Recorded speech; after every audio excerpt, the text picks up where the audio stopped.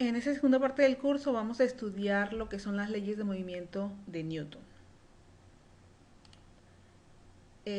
Hasta ahora hemos estudiado la forma en que se mueven los objetos. Lo que estudiamos en la primera parte del curso fue que aprendimos a medir dónde estaba su posición, cuáles eran sus velocidades y aceleraciones como función del tiempo, lo que se denomina como cinemática dentro de la física. Pero a continuación nos vamos a introducir en el estudio de las causas del movimiento. En esta parte del curso vamos a estudiar lo que es la dinámica, que es lo que estudia la relación entre el movimiento de los objetos y las fuerzas que lo provocan, es decir, las causas que lo hacen moverse. En esta segunda parte vamos a seguir tratando los objetos como objetos puntuales, es decir, como cuerpos cuya estructura interna, sus movimientos internos pueden dejarse de lado. Y todo se mueve como un solo bloque, como un solo objeto, un solo punto de la misma manera. Vamos a empezar por definir uno de los conceptos que más vamos a usar, que es la fuerza, y lo vamos a definir como la interacción entre un cuerpo y su entorno. Y esta interacción lo que hace es que produce un cambio en el estado de movimiento del objeto sobre la que actúa. El agente llamado fuerza produce un cambio de movimiento. Puede verse como un empujón o como un jalón, y lo que tenemos aquí es que una fuerza actúa sobre un objeto y como consecuencia de eso hay un cambio en su velocidad o en cualquier forma de su estado de movimiento. Vamos a dividir las fuerzas en dos tipos principales. Las primeras, la fuerza cuando implica contacto directo entre dos objetos, o sea, la fuerza es aplicada por medio de un objeto sobre otro objeto, se llaman fuerzas de contacto, y otros casos en los que la fuerza actúa sin contacto aparente o sin contacto, que son fuerzas de largo alcance, como en este caso tenemos la gravedad, no hay contacto entre dos cosas, sino que la Tierra atrae a grandes distancias a otras masas, es la fuerza gravitacional, o la fuerza magnética, todo mundo hemos usado imanes y vemos que no es necesario que se toquen para sentir la fuerza magnética que hay entre ellos, ya sea de repulsión o de atracción. Vamos a definir de entrada un concepto muy usado en esta segunda parte del curso, que es la fuerza neta. Antes de empezar, vamos a dejar claro que una fuerza es una cantidad vectorial. Y como es vectorial, tiene dos características: tiene magnitud y tiene dirección. Y puedes componerse, al igual que cualquier vector, en sus componentes fx, fy, fz si hubiera, pero en este caso nos vamos a quedar en la parte bidimensional. Y entonces si yo tengo una fuerza F, lo que tengo es que, déjenme ver si puedo ampliar aquí. Si tengo una fuerza F, puedo descomponer su parte f de x y f de y, acordándonos que la componente f de x es igual a f coseno del ángulo, la componente f y es igual a f seno del ángulo, y entonces yo puedo descomponer las fuerzas en sus componentes. Cuando varias fuerzas actúen sobre un mismo objeto,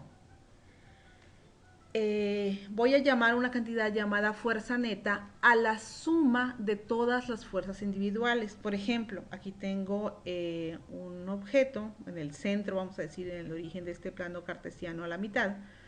Aquí tengo un objeto y voy a suponer que le aplico dos fuerzas. Esta fuerza de uso de newtons con un ángulo de 30 grados con respecto al eje de las X, y esta fuerza de 10 newtons con un ángulo de 70 grados con respecto al eje negativo de las X. Entonces, la fuerza neta que va a actuar sobre este objeto no es más que la suma de las dos fuerzas individuales. Entonces, fuerza neta la vamos a definir como la suma vectorial de las fuerzas individuales. En la sesión 1 van a poder ver ejemplos de cómo se usa este concepto y cómo obtener la fuerza neta para un par de situaciones específicas.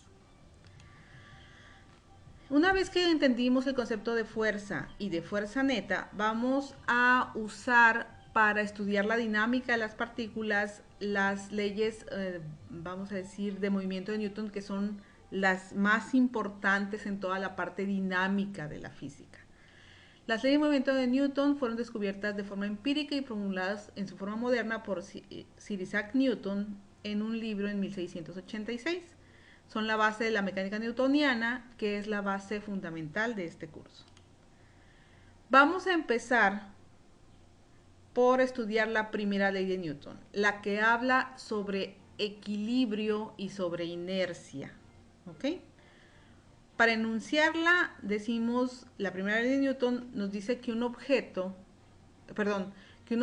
cuerpo sobre el que no actúa una fuerza neta se mueve con velocidad constante que puede ser cero y cero aceleración. Es decir, si yo tengo un objeto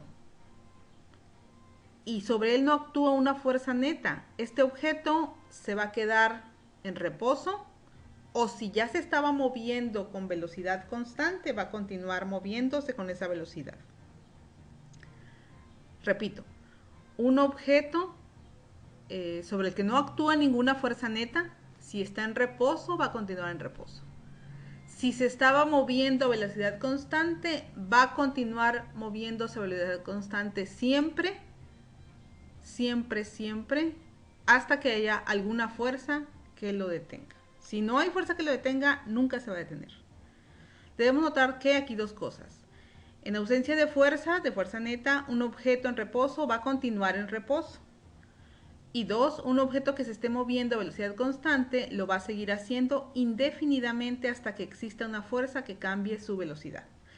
Y aquí viene el ejemplo clásico. Si ustedes pudieran salir al espacio exterior y agarrar un bloque de metal, por ejemplo, y empujarlo por el espacio, ese bloque, una vez que ustedes le produjeran la aceleración inicial y llegara a una velocidad final, ese bloque va a seguir moviéndose a esa velocidad por siempre, siempre de los siempre. No hay ninguna fuerza que siga actuando sobre él, pero va a seguir moviéndose en virtud de la primera ley de Newton siempre, siempre, hasta que haya una fuerza que lo detenga. De no existir dicha fuerza, el objeto no se va a detener nunca. Esta ley también es conocida como la ley de inercia. La inercia es la tendencia de un objeto a permanecer en reposo o en movimiento rectilíneo uniforme. Es importante, muy importante notar que no hay distinción entre un cuerpo sobre el cual no actúe una fuerza externa y un cuerpo sobre el cual la suma o la resultante de todas las fuerzas externas sea cero. Es decir, es lo mismo que yo no aplique ninguna fuerza a un objeto que si le aplico muchas fuerzas pero la resultante es cero. O sea, al final dinámicamente es lo mismo que yo no aplique fuerza o que aplique 10 fuerzas y la suma de las 10 sea cero, entonces es lo mismo que si no hubiera aplicado ninguna fuerza. Eso lo vamos a ver un poco más adelante en los problemas. Y para terminar de discutir esta partecita, lo que vamos a ver es, por ejemplo, dos ejemplos muy cotidianos de qué es lo que pasa en cada uno de estos casos que se describen en las imágenes aquí a continuación.